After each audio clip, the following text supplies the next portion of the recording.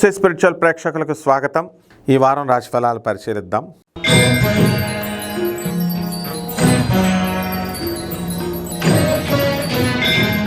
వృశ్చిక రాశి.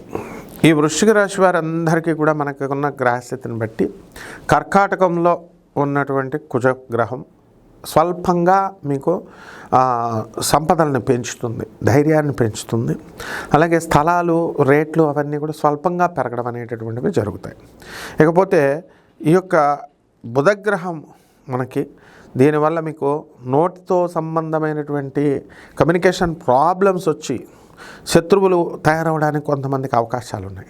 అటువంటి వాళ్ళందరినీ కూడా మీరు జాగ్రత్తగా నోరుని కంట్రోల్లో పెట్టుకుని జాగ్రత్తగా ప్రియంగా మాట్లాడినట్లయితే ఆ ప్రాబ్లమ్స్ అన్నీ కూడా సాల్వ్ అవ్వడానికి అవకాశాలు ఉంటాయి.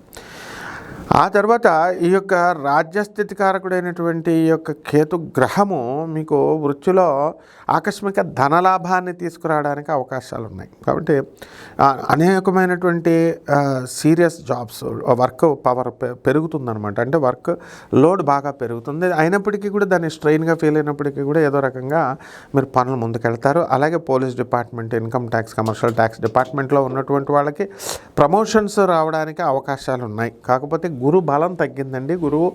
అందువలన గురువు మనకి మిథున రాశి ప్రవేశం చేస్తున్నాడు మే 14 నుంచి. దాని ద్వారా అప్పులు చాలా ఎక్కువగా రావడము ఇవన్నీ కూడా ఉంటాయి. చక్కగా అప్పులు తీసుకుని మీరు సద్వినియోగం చేసుకోవాలి. లేకపోతే చిట్ ఫండ్స్ కంపెనీలు ఇలాంటివి రన్ చేసేటటువంటి వాళ్ళంతా కూడా కాస్త జాగ్రత్తగా మీరు సూరిటీలు అవన్నీ కూడా మంచిగా చూసుకొని పెట్టుకోవాలి.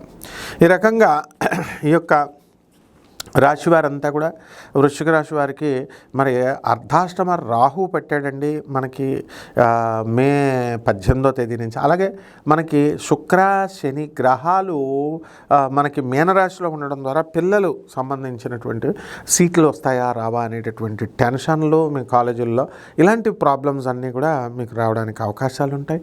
అలాగే అర్ధాష్టమ రాహుగ్రహ ప్రభావం వలన మీకు అనేకమైనటువంటి టెన్షన్స్ ప్రతి చిన్నదానికి కూడా రావడానికి ఎక్కువగా అవకాశాలు ఉన్నాయి.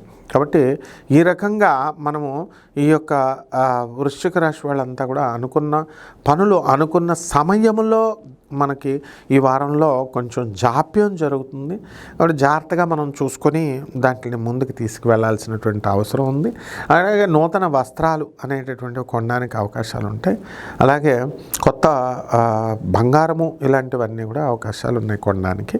ఇక పరిహారాల దగ్గరికి వచ్చేసరికి మనకి ఈ యొక్క రాహుకి మనము రాహు జపం చేసుకోండి, రాహు స్తోత్రాలు చదువుకోండి. రాహుకి కిలోంపావు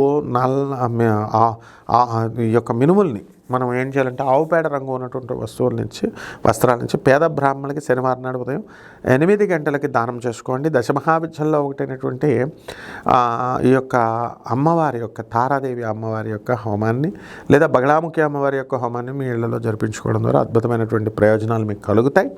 అలాగే రావి చెట్టుని మీరు చక్కగా శనివారం నాడు 108 ప్రదక్షిణాలు చేసుకోండి. మిగతా రోజులు మీరు కుదిరినన్ని చేయండి. బకెట్ నీళ్లు మాత్రం పోయండి రావి చెట్టుకి. ఈ విధంగా చేసుకుంటే బ్రహ్మాండంగా ఉంటుంది. శుభమస్తు.